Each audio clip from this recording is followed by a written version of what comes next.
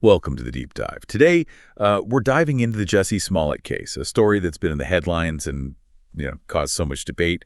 We've got this detailed transcript as our guide, so we're going to unpack all the legal twists and turns, the major players, and the big questions this whole thing brings up, for society as a whole.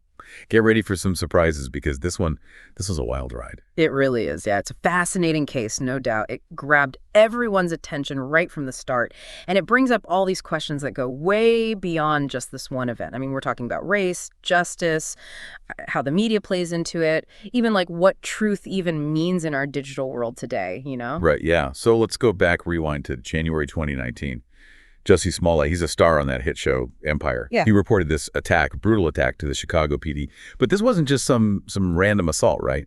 He said that it was a targeted hate crime. Yeah, and his account of it was really detailed and disturbing. He said he was walking home early morning, like 2 a.m, and these two guys attack him. They're yelling all these racial and homophobic slurs. He describes being beaten, having some kind of chemical poured on him. They put a noose around his neck.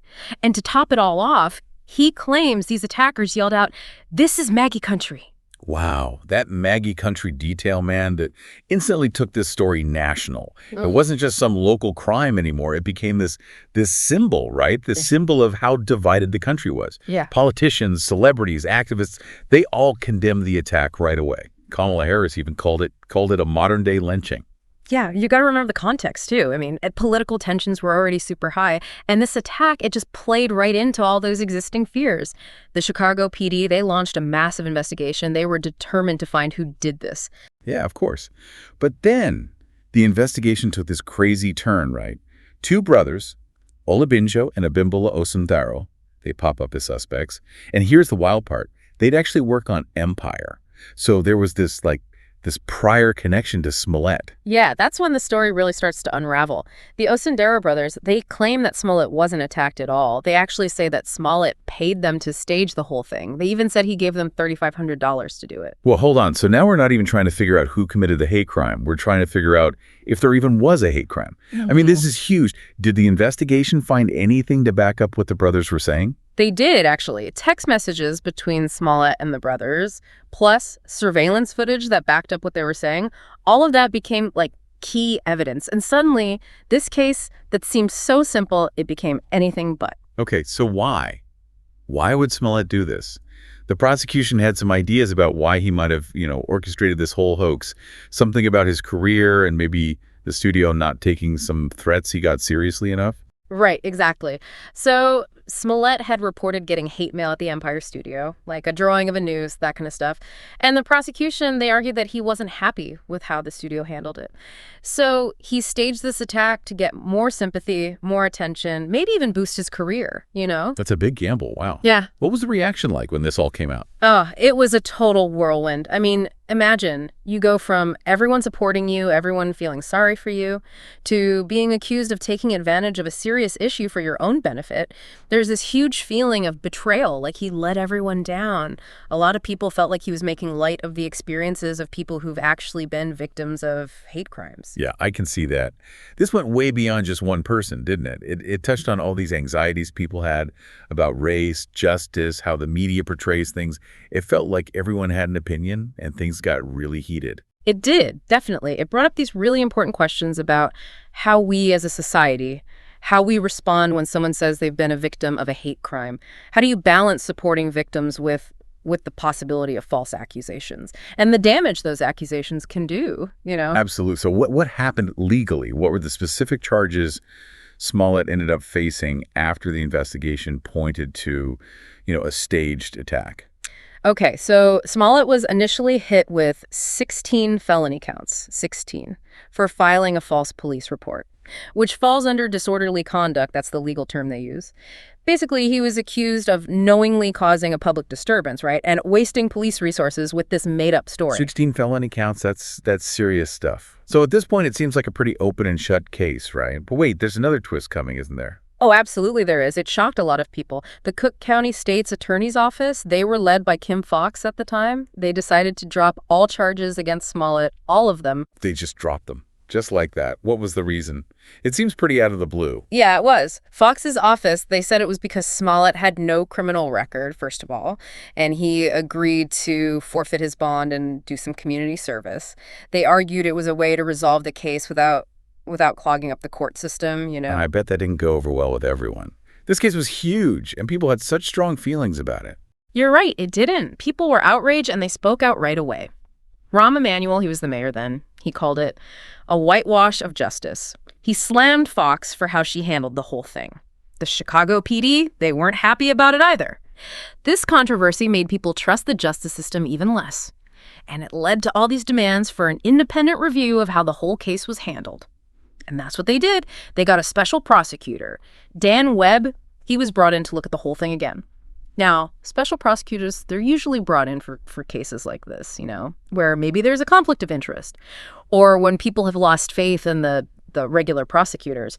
Webb, he was supposed to figure out if dropping the charges was the right move, and if Smollett should be facing new charges. Okay, so what did Webb find? He must have gone through everything with a fine-tooth comb. Right. Oh, yeah, he did. And his findings were a big deal. He basically said that dropping the charges in the first place was wrong. So, based on his review, a grand jury indicted Smollett again. This time on 6 counts of felony disorderly conduct. So Smollett's going back to court for a second trial. This is in 2021. Wow, a whole new trial. That doesn't happen very often, does it? Shows how much attention this case was getting. So what was different about this second trial? This time, the prosecution, they were serious. They presented all this evidence they'd gathered. The Osendero brothers, they testified. They gave all these details about how Smollett planned the whole attack, how he told them what to do. They even said he told them which slurs to use. And I'm guessing that $3,500 is still a big part of the case, right? Absolutely, yeah. Did Smollett change his story at all during this second trial? Nope, not at all. He took the stand, said he was innocent, said it was a real hate crime, said the Osendero brothers were lying, and that the $3,500, that was for personal training. But the jury didn't buy it. So what happened? What was the verdict? In December 2021, the jury found Smollett guilty on 5 of the 6 counts of felony disorderly conduct. It was a big moment in the case. A lot of people felt like it confirmed what they'd been thinking all along, that the attack was all a hoax. What was the sentence? In March 2022, Smollett was sentenced to 150 days in jail, plus 30 months probation. And he had to pay over $130,000 in restitution to Chicago for the cost of the investigation. It wasn't just a slap on the wrist, it was a serious sentence. So that's it, right? End of story. You'd think so, wouldn't you? But remember, this case is full of surprises. Smollett only ended up serving 6 days of his sentence. He got out pending appeal, and he kept saying he was innocent the whole time. It's clear this wasn't over yet. And that brings us to November 2024. The Illinois Supreme Court, they make a decision that shakes things up big time. Oh, yeah, big time. They overturned Smollett's conviction, a 5-0 decision. Everyone agreed. This wasn't just a small victory. It completely reversed what the lower court decided. Wow. I did not see that coming. Yeah. Why did they do that? Did they look at the evidence again? Did they decide he was innocent after all? It's actually really interesting, legally speaking. They didn't say he didn't do it. They focused on something else, a procedural issue. Justice Elizabeth Rochford, she wrote the court's opinion. She said that appointing a special prosecutor after they'd already dropped the charges, that violated Smollett's rights. So even if you might be guilty, they're saying the process has to be perfect. Right, exactly. The court said the state has to honor agreements they make with defendants, even if those agreements are unpopular, you know. This case set a precedent. It showed how important procedural fairness is. Everyone has the right to a fair process, no matter what they're accused of doing. So this wasn't just about Smollett anymore. It was about the whole system. Exactly. It was a reminder of something really basic in our system. It's not just about getting the right result. It's about the process. Everyone deserves a fair trial. That's how it's supposed to work. What was the reaction like to this decision? I bet people had strong opinions. Oh, they did, for sure. Smollett's lawyer, Nunyu Usha, he was thrilled. He said it was a win for the rule of law. Said Smollett had been treated unfairly from the start. But Dan Webb, the special prosecutor, he stood by the trial. He said the Supreme Court didn't change the evidence. It was a complicated decision, left a lot of questions unanswered. So what happens to Smollett now? Is he completely in the clear? Well, the criminal case is over, but there were still some legal and financial issues hanging around, from the original charges, I mean. Like, the city of Chicago, they were suing Smollett to get back the money they spent on the investigation. So even though he's off the hook criminally, he could still have to pay up, huh? Yeah, exactly. And his reputation, his career, that's already taken a big hit. This case really shows you how the consequences of your actions, they can go way beyond just the legal stuff, you know? Totally. Right. It's like there's this court of public opinion happening at the same time as the real court. Yeah. And Smollett's career, I mean, he was doing so well in Hollywood, and it's all been seriously affected by this. It has, yeah. It makes you think about accountability, about redemption, and how these controversies, they can follow you forever, especially in the public eye. This whole case, it was just a whirlwind, wasn't it? Legal battles, public scrutiny, all these different sides to the story. But beyond all that, it also made us think about some really important things, right? Like we talked about false reporting of hate crimes. That's a big deal. Absolutely. It can really damage the trust people have in real victims, and it takes resources away from people who really need help. This case, it started a lot of important conversations about how to support victims, but also how to deal with false accusations. It's complicated, you know? Yeah, for sure. It also showed how the media, the news, it can shape how we see things. That's correct. Especially before we even know all the facts. The Smollett case, it blew up on social media. Everyone had an opinion. Everyone was judging, and it all happened so fast. It did. It was like a case study in how stories get twisted and blown out of proportion online. Sometimes people don't even care about the facts or due process or anything. It really highlighted how important it is to be media literate, you know, to be critical of what you read and see, to check your sources, and to be aware of your own biases, especially with these big sensational stories. Yeah, and it's not just about being careful about the news we consume. It's also about how we talk about these things online.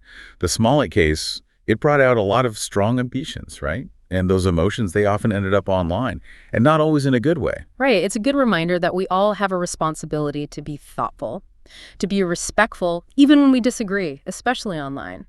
So wrapping up this deep dive into the Jussie Smollett case, I'm just struck by how much this one event revealed about us, about our legal system, about the media, about our own biases. It's a lot to think about. It is. It was a story full of twists and turns, legal battles, so much public attention. But it also made us confront some uncomfortable truths about ourselves and the world. Absolutely. So to everyone listening, as you think about everything we've talked about today, keep asking those tough questions, you know. What does justice actually mean to you? How do you figure out what's true in a world where there's so much information all the time? And what role do we each have to play in making society more just, more fair? These are big questions, no easy answers, but they're worth thinking about for sure. Yeah, I agree. The Jussie Smollett case, it might be over legally. But the conversations that started about truth, about accountability, about how we treat each other, those aren't over, not by a long shot. Keep talking about these things, keep thinking critically, and keep trying to understand things better. That's what matters. That's it for this deep dive. Hope you found it interesting, maybe made you think a little bit. Until next time, keep exploring, keep learning, and keep diving deep.